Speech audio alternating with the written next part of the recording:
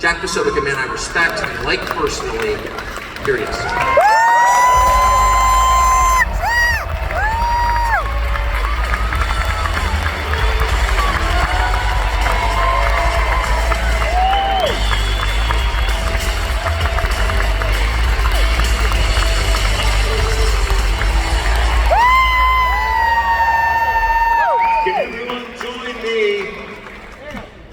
In giving Tucker Carlson a warm Pennsylvania welcome tonight.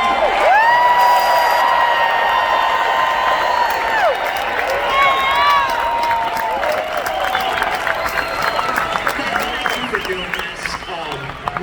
You and I have talked, in private a lot about what's happened to the state, but I just have to ask you, since I'm so spun up, and I'll shut up and let you describe your views, which you more understand mine. But Zelensky, last I checked, was like a foreign leader from a foreign country, and he flies over to the United States on U.S. military aircraft at your expense that could be going to the guy dying right outside this building of a fentanyl party, and he shows up in Pennsylvania, the key swing state in the closest presidential election of my lifetime, to stump for Kamala Harris and Democrats in this state. Am I misreading what's happening here?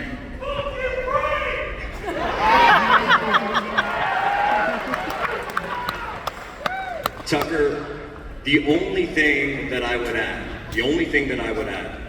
is that none of this is happening by chance.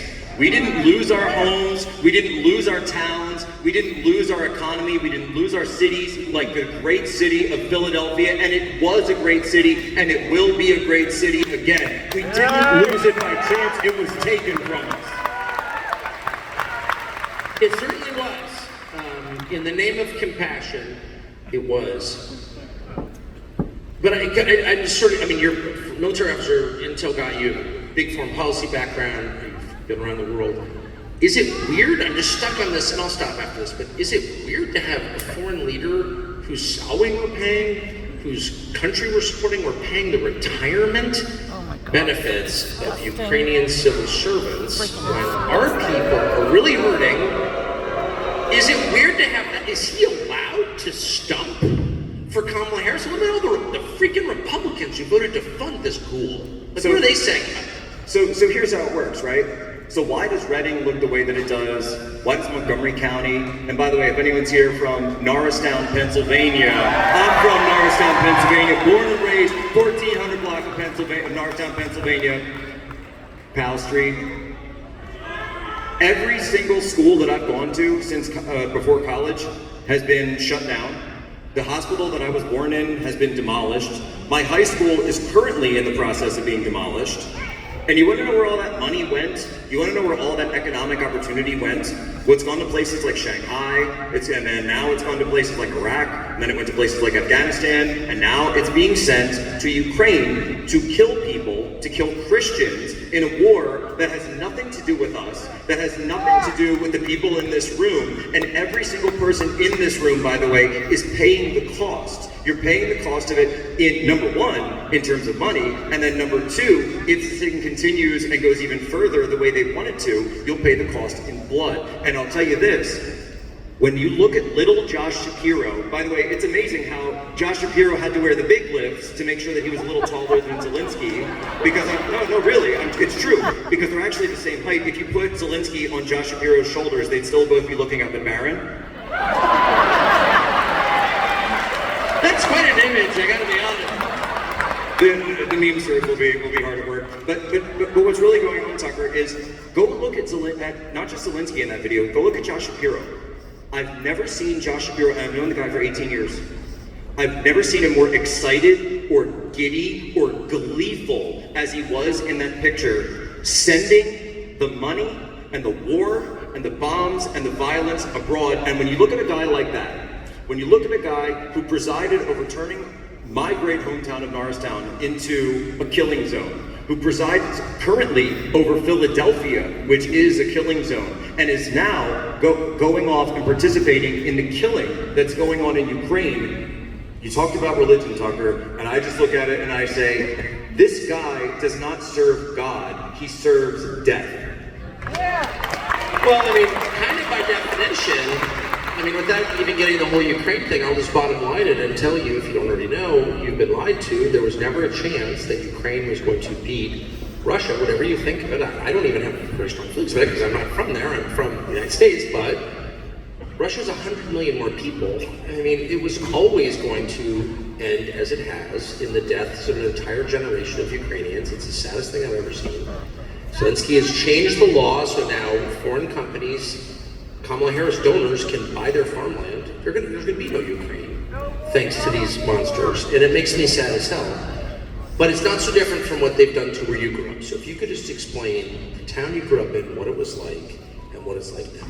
So the town I grew up in, Norristown, and it's probably like a lot of the towns here. By the way, I think I'm related to like 50% of the people in the room tonight, at least. But my whole family is here. My mom, my dad, my wonderful wife Tanya, my kids, they're all back here. Hi guys, my cousins, they're all right around here. The whole Posobeics are here. By the way, Kamala Harris was talking this morning about, she was like, excuse me, Scamala Harris was talking about because she is a complete scam, the biggest scam that's ever perpetuated on the American people. And she's now said that she's got the endorsement of the Polish Catholics and the Polish Americans in Pennsylvania. Well, I don't know if we have any Poles in this room, but I'm not going to be voting for Kamala Harris, and none of my family is either. Is anyone in this room going to vote for Kamala Harris? No! She really said that I'm no expert. She said that this morning. That She said Polish Catholics are the least likely ever to vote for me. Is that what she said? No, she said all the Polish Americans and all the Poles we pretty much only come in one flavor, Tucker. So that's synonymous with Catholic. She said they're all going to be voting for me, and that's 800,000. This was on her Twitter, and on her campaign, and I'm like. And I said, no, I don't think she has a chance of winning Polish Americans, but she's going to speak for us.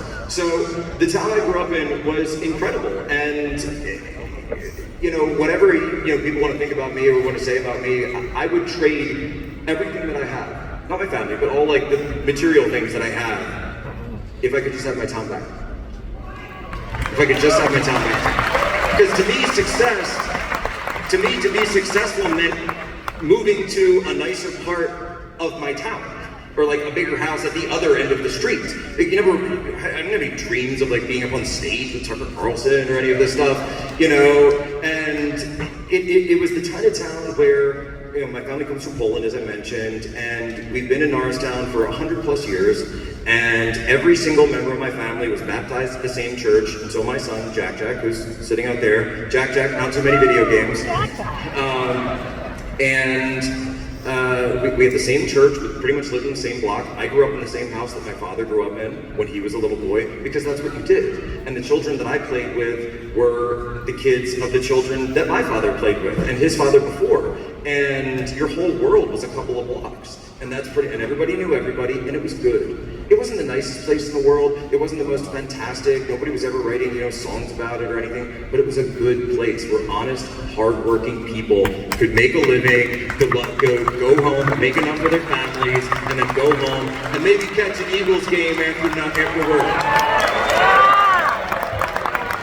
I think you've described what most people want, actually. Most people don't dream of having helicopters. They dream of living where they grew up, with the people they went to high school with, walking distance from their grandparents' graves. That's not too much to ask, is it? My grandma lived at the other end of the street, so we could go over to her house to go swimming. The school was within walking distance. It was all right there. And the library was at walking distance, and I used to go down to the library and read a lot. And my mom would let me go by myself when I got a little bit older, but then she stopped letting me go to the library by myself when the homeless people that kept being let in were stabbing each other in there. And it's Montgomery County Public Library, go look it up, that this became a place for transients and vagrants.